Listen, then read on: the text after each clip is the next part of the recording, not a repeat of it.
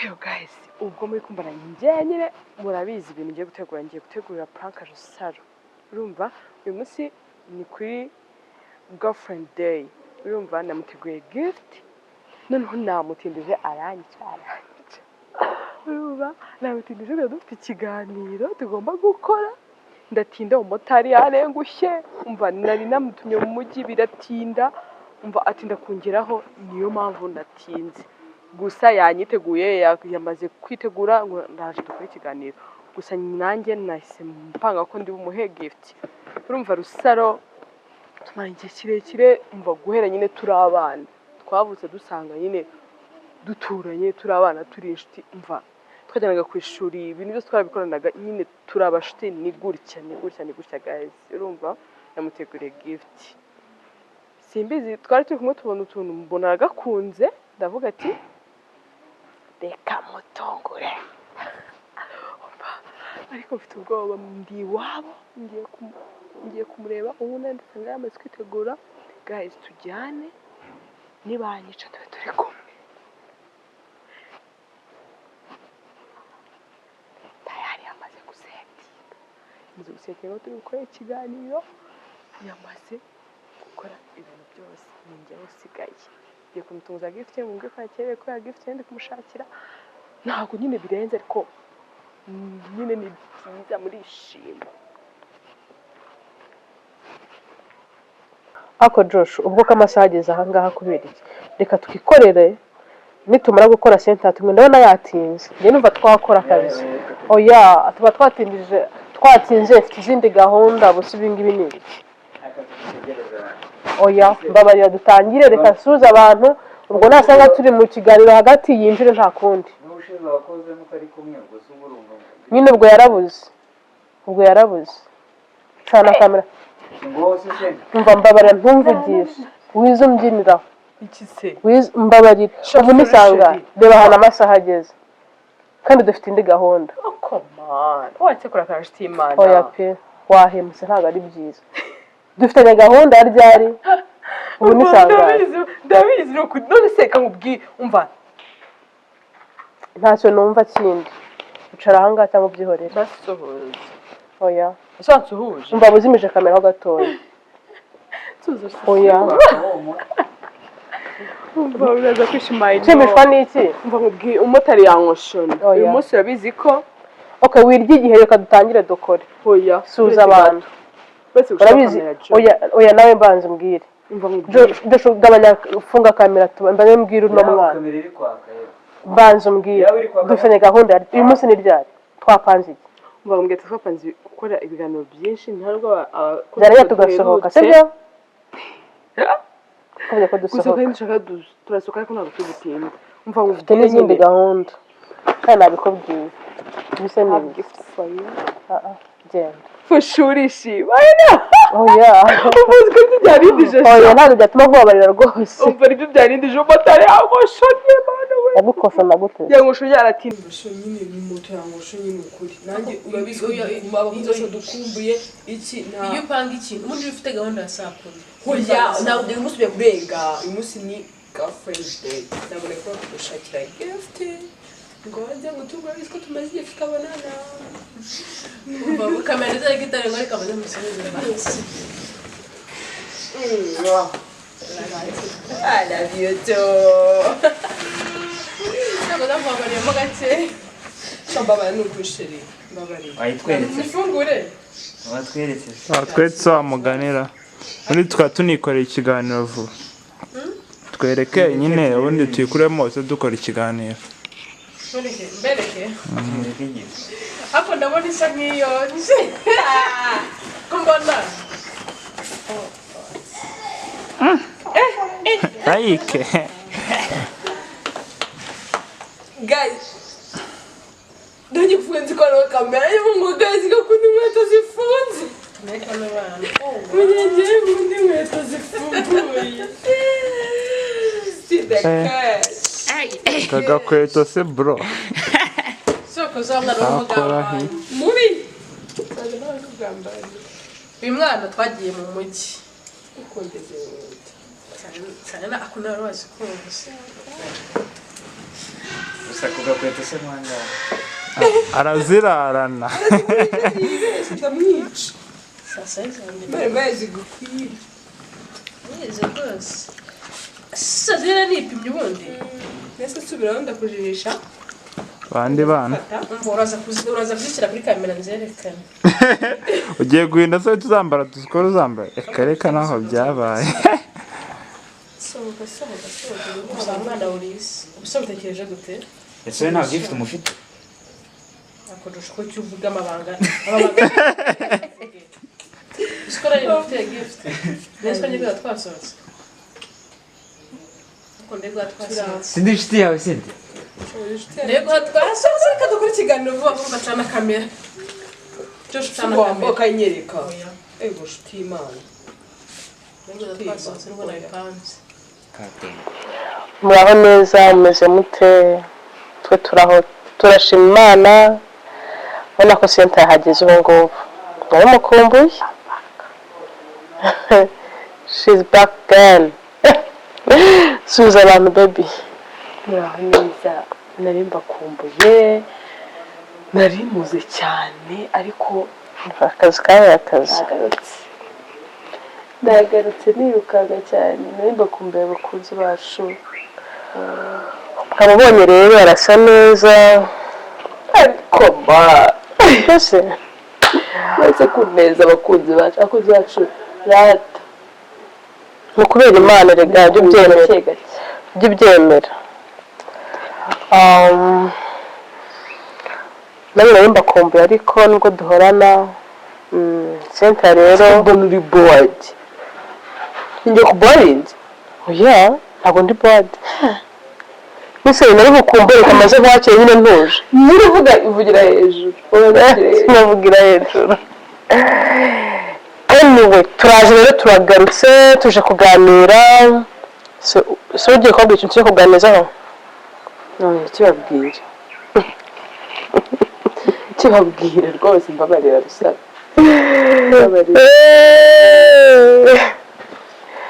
tugiye kuganira kuri topic ivuga ngo gusaba imbabazi no kwemera amakosa biba bigoranye mu rukundo. So biragoranye kuko abantu benshi ntabwo babikora. Gute se? Nyine hagati y'abantu kubera icyo wumva ko utasaba imbabazi kandi wakoze ikosa. Hari n'igihe rego uburusha, hari igihe ushobora kuvuga ngo uyu gusaba imbabazi n'undi ugasanga umugiye gusaba imbabazi n'ubundi ntabwo ari kugushinja n'ibintu utanakoze. Neza mbwira hari igihe ujye gusaba imbabazi kandi ubizi neza kuri kurengana. Ku giti cyanjye se nyine ukumva nyine hari igihe usaba imbabazi ubizi neza ko utakoze ikosa ukumva nyine ariko ugomba gusaba imbabazi tu kenshi. Nasabye imbabazi nta kosa nakoze nyine no kugira ngo wenda utange amahoro hagati yawe n'umuntu wawe. Nose ko iki ukumva nyine usabye kuvuye ku muntu wese gute ushobora gusaba imbabazi kandi ubizi neza ko nta kosa ufite. Izo mbabazi zisaba gute? Biragora guys.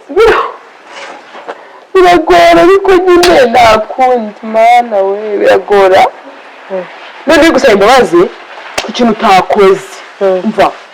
Umva uvuga babona amagambo y'agombozi ariko ikintu wagikoze usko urarucukanwe kaburi kintu nyine uvuga ukavuga bamfashe nyine bamfashe ariko muri make gusaba imbabazi ni umuco mwiza si ubugwari ari ni nabyo akenshi byubaka relationship hagati y'abantu bakundana cyangwa bari married. Hagati y'abantu bari married noneho hari igihe umuntu aba kugusaba imbabazi ikintu bimubwiye hasi ndamusaba imbabazi iki kandi ubona imbabazi ni musemakweri. Imbabazi musemakweri ni iki? Ijambo musemakweri urikuye ubona babigusobanurire gusaba imbabazi bwa ni iturufu yawe. Musemakweri ni igiki? Iyo jambo urikuye si musemakweri ntabwo byari byo. Musemakweri Ifaranga ntabwo mbizi ngenda byumva gusaba imbabazi kuko bari ifaranga ni musemakweri nyine nko kugira ngo gusaba imbabazi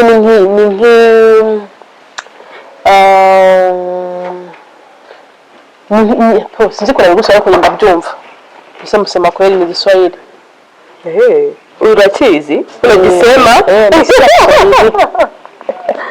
ndagisembaza hagati y'abantu hari murize kumeza story arambwira ati my dear kugira ngo n'umugabanya nsaye n'imbabazi basi niyo habaye n'ikosa mu rugo negeza ko ari bunanse imbabazi ngiye mba niteguye kumubabarira bikarangira imbabazi bikarangira nsaba ahubwo bikarangira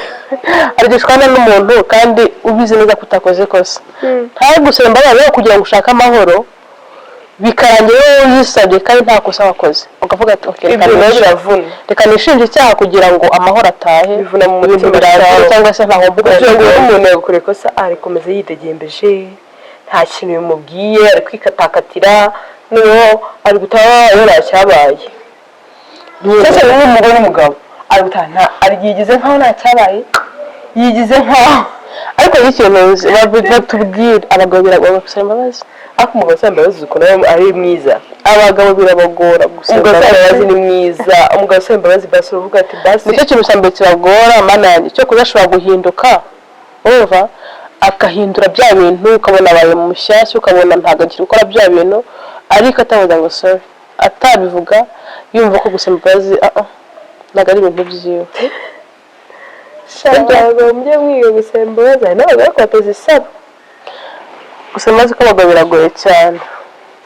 ariko ubundi gusaba imbabazi ntabwo ari ubugwari ubundi reka nkubwire iyo usabye imbabazi uri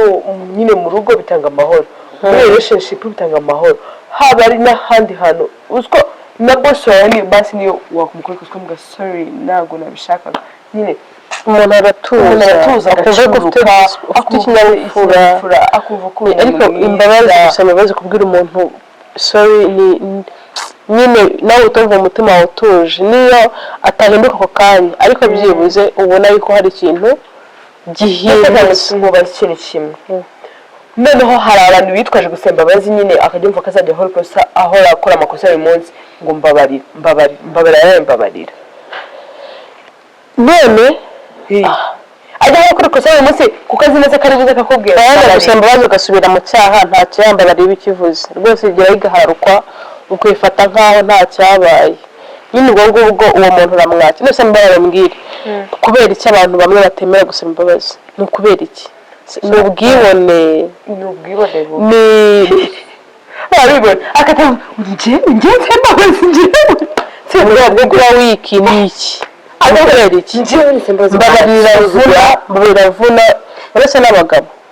n'abagore n'abana ni iki nyine kuvuga ngo urabona nk'umwana ushaka kumukubitira ikoze ko ntabe yabambabarira kandi ubuze mbabarira wahita umureka sibyo abantu babarira kure nako mbabarira kure ku bantu benshi cyane nk'urugero rumwe njya mbona nyine nk'umuntu wenda ni urugero muri relationship umukobwa n'umuhungu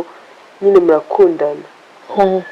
umuhungu yasaba imbabazi abangiye bamukobwa basaba imbabazi kubera iki akareka nabwo abantu bakoze ikosa abandi bagenze ko ngaho wakoze ikosa biragaragara rwose saba imbabazi atera nyine bari bishobora ubugwari nyine cyo kuba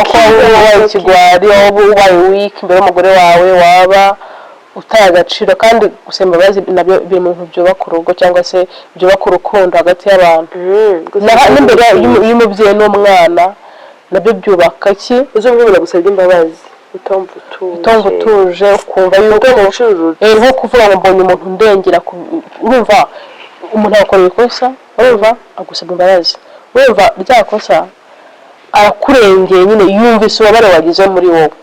gusaba imbabazi ni umuco gusaba imbabazi nyine ni impamba igomba guherekeza buri muntu wese ahantu hose agiye aho waba uri yaba imbere y'umubyeyi wawe we imbere y'umugabo wawe imbere y'umwana wawe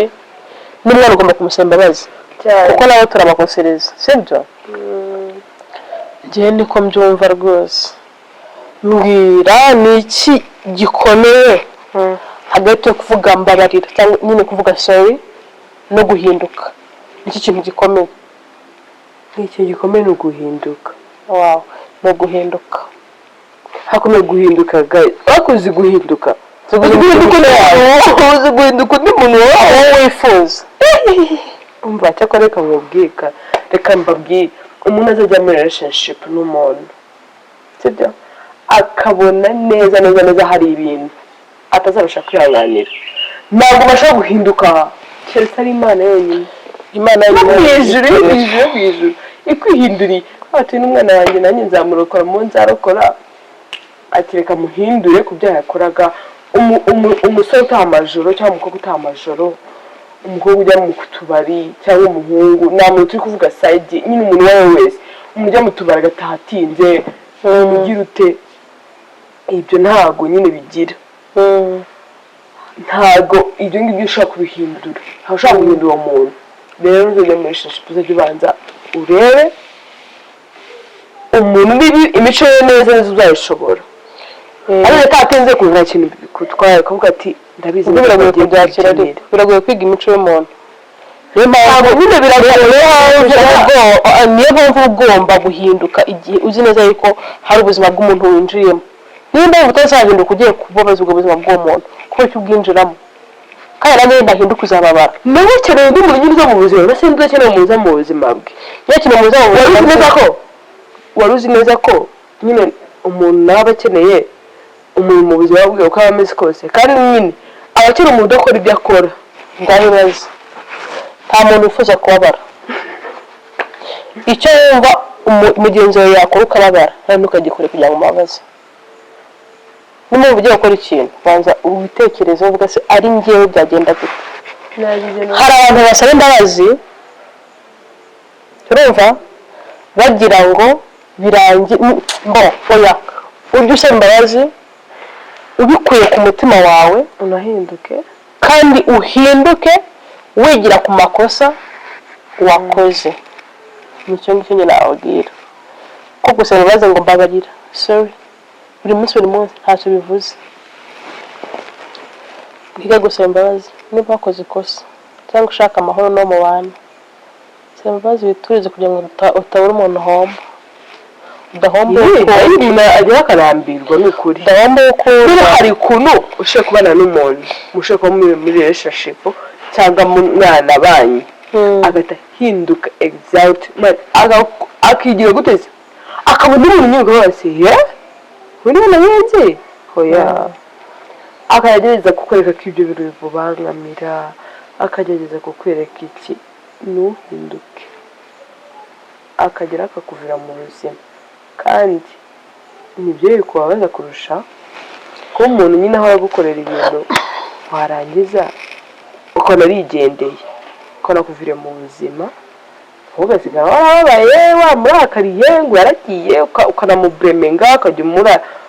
umusebya umuvugaho ibindi bintu kandi nyamara yararambiwe imico yawe mibi nyine akigendera kandi bibaho rwose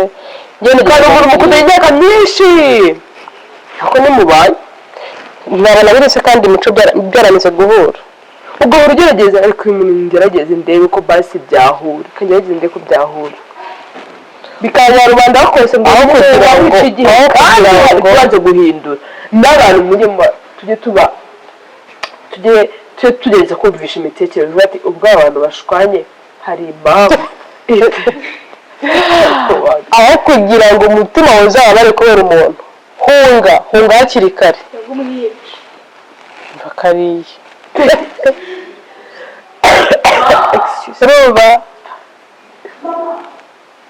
koma aho kugira ngo uzabare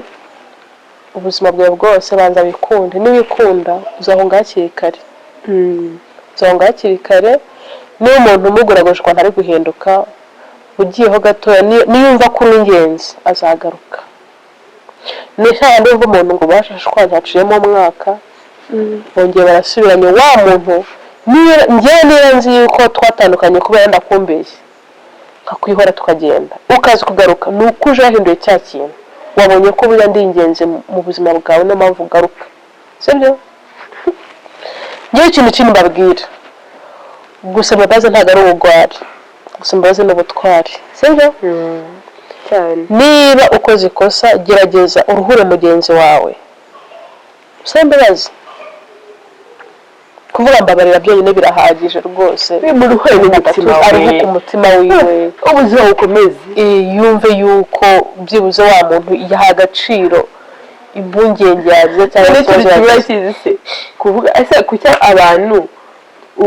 kuki wabarira umuntu ikintu yagukoshereje cyangwa wavuye ngo ndakubabara n'umutima ryose ejo kunyura ukakimucyurira rero kiriya kiriho ni kibi twebwe kubara bihuzamo ni ukuri ari kubyumva kameramani wacu kameramani uze kuzusuza abantu baragukumba twe twagukumbuye uri keza wa muntu we ugarura ikintu cyangwa muri 90 ukakigarura ukimucyurira nukigaragaza gisubira nuko bigabisaba cya kindi kandi ngo yewe kandi ngo abamariye bakabakona kugira abantu b'abadamu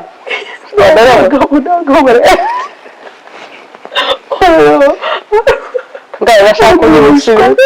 ariko umukobwa bakate azanye ibyo hejuru ubona ngo case nyine n'urugero wenda wamubwira ati ndi mu mujyi wenda uri nka Yesu sinzi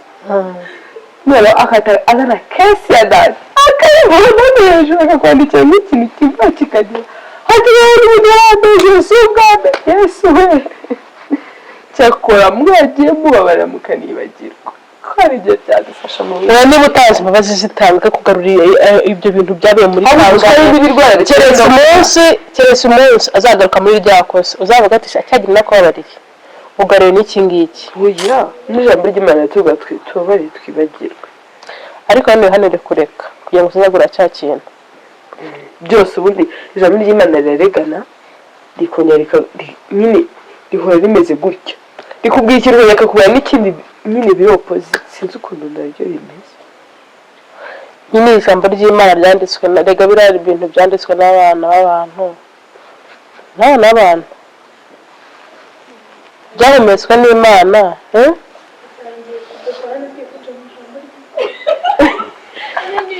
mwese b'amatayo ni bande mwese b'amatayo ni bande